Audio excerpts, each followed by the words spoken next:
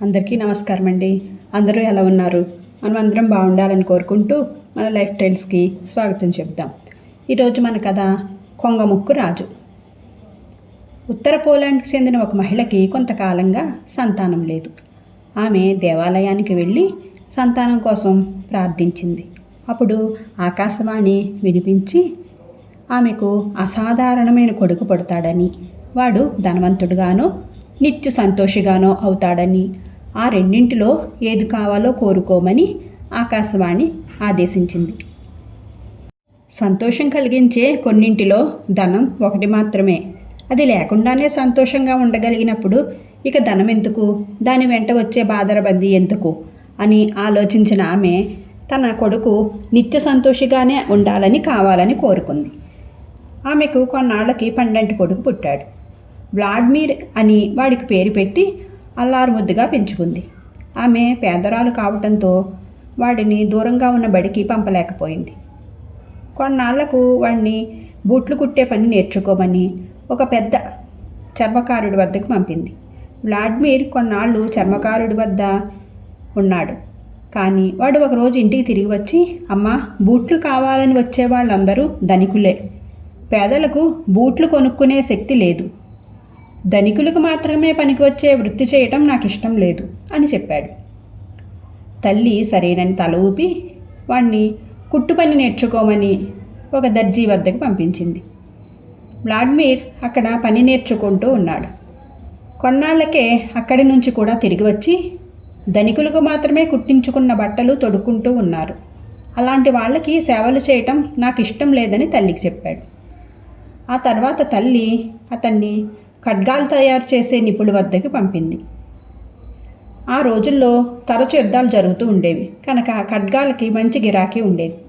అయితే వ్లాడ్మిర్ అక్కడ కూడా ఒక వారం రోజులకు మించి ఉండలేకపోయాడు. అమ్మా, మనుషులను చంపే ఆయుధాలని నేను తయారు చేయాలా అన్నాడు బాధగా.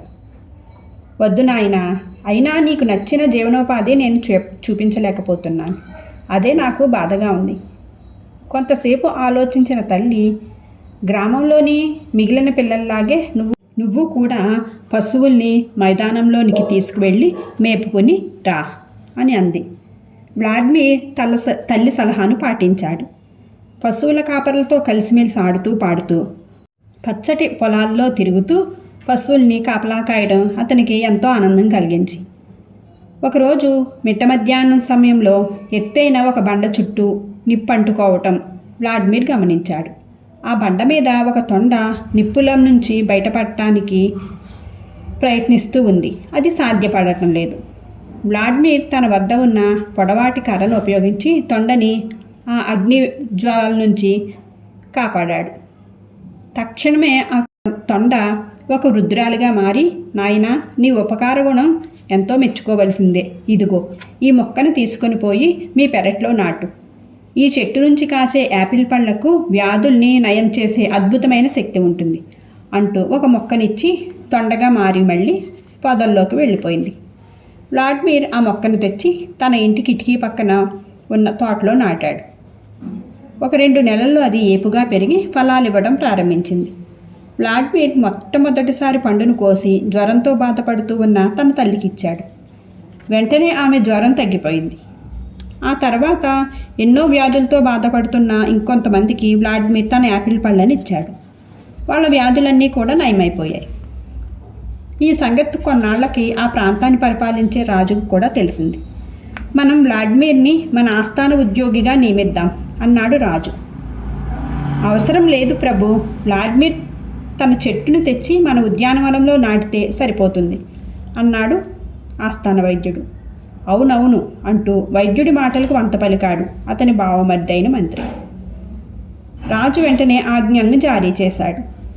సైనికులు వెళ్ళి వ్లాడ్మిర్తో ఒక మాటైనా చెప్పకుండా అతని తోటలోని వింత చెట్టుని పెకలించుకుని వచ్చి రాజుగారి ఉద్యానవనంలో నాటారు. అయితే ఆ తర్వాత ఆ చెట్టు ఒక్క కాయ కూడా కాయలేదు. అందరూ ఎంతో నిరాశపడ్డారు. రాజవైద్యుడికి మంత్రికి నోట మాట రాలేదు. దీనికి సరైన పరిష్కారం చెప్పమని రాజు వాళ్ళ మీద కోపంగా హెచ్చరించాడు. రాజు కొన్నాళ్ళగా తీరని జలుబుతో బాధపడుతూ రాజవైద్యుడు ఎన్ని రకాల మందులు ఇచ్చినా తగ్గకపోయేసరికి వింత చెట్టు నుంచి కాసే యాపిల్ పండు కోసం ఎదురు చూస్తూ ఉన్నాడు. అదే సమయంలో అక్కడ వ్లాడిమిర్ తన వద్దకు వచ్చే వ్యాధిగ్రస్తులకి ఎలాంటి సహాయం చేయలేకపోవడంతో ఎంతో బాధపడుతూ ఉన్నాడు. మైదానంలోకి వెళ్ళి ఆ రోజు తొండగా కనిపించిన బండ దగ్గరికి వెళ్ళి చెట్టు కింద కూర్చున్నాడు. దయాస్వభావం గల తల్లి, మళ్ళీ ఒకసారి కనిపించవు అని కళ్ళు మూసుకుని ఎంతో ఆవేదనగా ప్రార్థించాడు.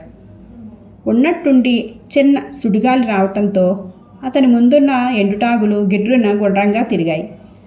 ఆ మరుక్షణమే అక్కడ మళ్ళీ ఆ వృద్ధురాలు కనిపించింది. వ్లాడిమిర్ ఆమెకు రాజు అతని మనుషులు చేసిన దురాఘాతాన్ని వివరించి చెప్పాడు. ఆ వృద్ధురాలు అతనికి ఒక బుట్ట నిండా యాపిల్ పళ్ళనిచ్చి, వీటిని తీసుకుని రాజభవనం దగ్గరికి వెళ్ళి విక్రయించు, ఆ తర్వాత జరిగే తమాషా చూడు అని చెప్పి తొండగా మారి సుడిగాలి వీస్తూ ఉండగా మళ్ళీ పొదల్లోకి వెళ్ళిపోయింది. వ్లాడిమిర్ పళ్ళబుట్టను తీసుకొని రాజభవనం దగ్గరికి వెళ్ళాడు. పళ్ళో పళ్ళు, ఈ పళ్ళు తింటే అనుకోని అద్భుతాలు జరుగుతాయి అని అమ్ముతం మొదలుపెట్టాడు. రాజభటులు అతన్ని రాజు వద్దకు తీసుకువెళ్ళారు. రాజు అతన్ని చూసి, ఈ పళ్ళు నా జలుబుని పోగొట్టగలవా అని అడిగాడు. పోగొట్టవచ్చు, ఇంకా మరేదైనా కూడా చేయవచ్చు అన్నాడు వ్లాడిమిర్. రాజు మరికొందరు రాజ ఉద్యోగులు తలా ఒక పండు తీసుకొని తిన్నారు. చాలా బాగుందన్నారు. అయితే ఆ మరుక్షణమే వారి ముక్కులు పొడవుగా కొంగ ముక్కుల్లాగా పెరిగిపోయాయి. ఏమిటిది అని అరిచాడు కీచుకుంటంతో రాజు హడిలిపోతూ. ప్రభు, తమరి జలుబు పోయిందా లేదా? మొదట ఆ సంగతి చెప్పండి అన్నాడు వ్లాడిమిర్ నిర్భయంగా. జలుబు ఉందా లేదా అన్న విషయం కూడా తెలుసుకోలేనంత పెద్ద ముక్కు తయారైంది అన్నాడు రాజు బాధగా. ఏమిటిది ఏమిటిది అన్న ఆహాకారాలు బయలుదేరాయి. పళ్ళను తిన్న సభలోని వాళ్ళందరూ పెద్ద పెద్ద కొంగ ముక్కులు వచ్చేశాయి. ప్రభు, గౌరవనీయులైన తమరు, తమ ఉద్యోగులు కూడా పెద్ద పెద్ద ముక్కులతో ప్రత్యేకంగా కనిపిస్తున్నారు అన్నాడు వ్లాడిమిర్. అంత ప్రత్యేకంగా కనిపించడం మాకిష్టం లేదు. మా పాత మామూలు ముక్కులు ఉంటే చాలు. వాటిని మళ్ళీ ఎలా పొందగలం అని అడిగాడు రాజు బాధగా. బహుశా నా తోటలో నుంచి తమరు దొంగిలించి తెచ్చిన చెట్టు పళ్ళను తినటంతోనే అది సాధ్యం అవుతుంది. దానిని తీసుకుని పోయి మళ్ళీ యథాస్థానంలో నాటితేనే అది మళ్ళీ పళ్ళను ఇస్తుంది. అంతవరకు గొప్పవారైన తమరు గొప్ప ముక్కులతోనే తిరగక తప్పదు అన్నాడు వ్లాడిమిర్ ఆలోచనగా. ఆ చెట్టును పెకిలించి వ్లాడిమిర్ తోటలో నాటడానికి రాజు క్షణాల్లో ఏర్పాటు చేశాడు. ఆ చెట్టు మళ్ళీ ఫలాలివ్వటానికి 1 వారం రోజులు సమయం పట్టింది. వ్లాడిమిర్ బుట్ట నిండా యాపిల్ పళ్ళతో వచ్చి వారికి ఇచ్చాడు. వాటిని తినగానే వాళ్ళకి మళ్ళీ మామూలుగా ముక్కులు వచ్చాయి. పెద్ద గండం నుంచి గట్టెక్కినట్టు అందరూ ఎంతో ఆనందపడిపోయారు. రాజు వ్లాడిమిర్కు తన ఆస్థానంలో ఉన్నత పదవినిచ్చాడు. అయినా వ్లాడిమిర్ జీతం పుచ్చుకునేవాడు కాదు. అవసరమని వచ్చిన వారికి అద్భుత శక్తిగల యాపిల్ పళ్ళనిస్తూ సంతోషంగా ఎంతో కాలం చిరకాలం జీవించాడు.